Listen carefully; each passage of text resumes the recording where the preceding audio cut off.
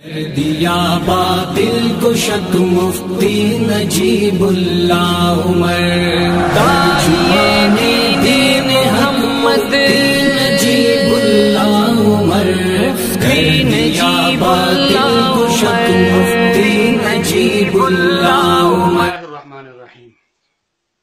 مجھے خادم حسین رضوی بریلوی مسلک کے ایک عالم ہیں جو اس وقت انتہائی بدزبانی کا مظاہرہ علماء اہل السنہ والجماعہ کے خلاف کرتے رہتے ہیں اور اسی طریقے سے مسلمانوں کو گالم گلوچ والا انداز بھی استعمال کرتے رہتے ہیں۔ میں یہاں ان کی ایک دوسری ویڈیو پر یہاں کچھ تبصرہ آپ کے سامنے کرنا چاہتا ہوں۔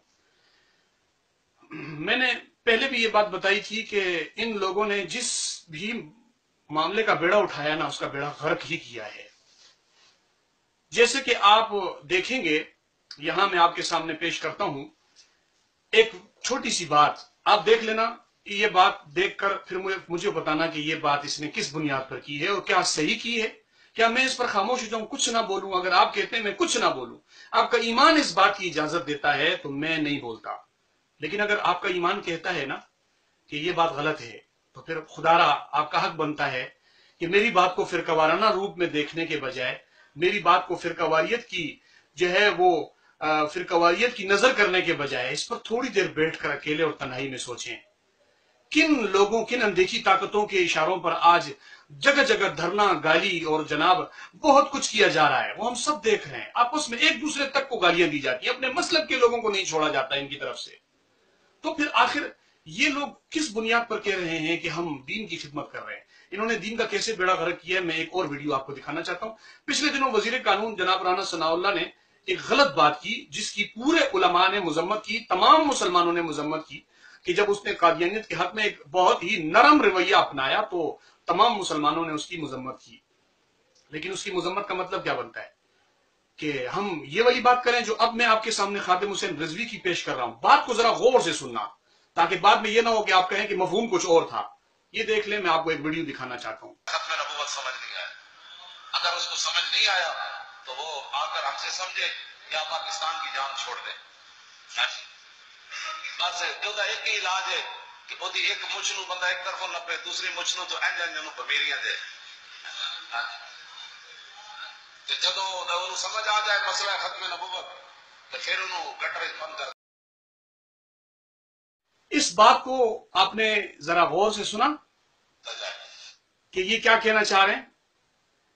اس بات کو ایک مرتبہ میں آپ کو پھر بھی سنا دیتا ہوں، آپ ایک بار دوبارہ سن لیں۔ کہ جدو انہوں سمجھ آ جائے مسئلہ ختم نبوت تو پھر انہوں گٹر بند کر دیتا جائے، پھر انہوں وہاں پار لیا جائے، پھر پوچھا جائے کہ ہاں جی وہ نہیں جی وہ تو میرا ایمان ہے، وہ تو جی مسئلہ ہی اور ہے جی۔ جب رانا ثناء اللہ کو ختم نبوت کا مسئلہ سمجھ میں آ جائے نا، پھر اس کو گٹر میں بند کر دیا جائے۔ آپ کا ایمان کیا کہتا ہے؟ جب کسی کو ختم نبوت کا مسئلہ سمجھ آ جائے ہم اس کو گٹر میں بند کر دیں، یعنی جب کوئی بندہ ختم نبوت کی بات اس کو سمجھ میں نہ آئے اس کو ہم باہر نکال دیں، یہ ہے آپ کا ایمان؟ آپ کو اس بات کی اجازت دیتا ہے؟ اگر رانا ثناء اللہ نے ختم نبوت کا انکار کیا ہے تو بہت بڑا جرم کیا ہے، جیسا کہ میں نے پہلے مذمت کی۔ اس کا یہ مطلب نہیں کہ اس کو پکڑ کر گھمایا جائے اور جب وہ کہے کہ مجھے ختم نبوت کا مسئلہ سمجھ آ گیا پھر اس کو اٹھا کے گٹر میں بند کر دیا جائے۔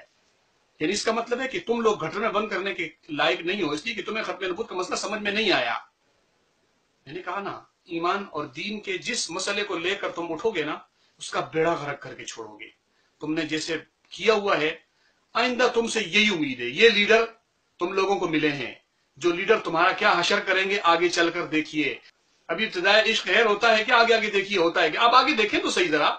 یہ تو آپ کو ایک نئے دین کی طرف لے کے جا رہے ہیں جس کی ابتدا یہ ہے، نبی علیہ السلام کے دین کو تخت پر لانا ہے۔ آپ سے نبی کا نام لے کر آپ سے ووٹ حاصل کرنے کے لیے، نبی کا نام لے کر جلسے جلوس کر کے آپ لوگوں کے ایمان سے کھیلنے والے لوگ ہیں۔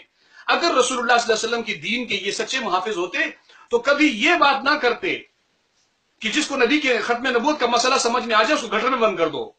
استغفر اللہ، لا حول ولا قوت الا باللہ العلی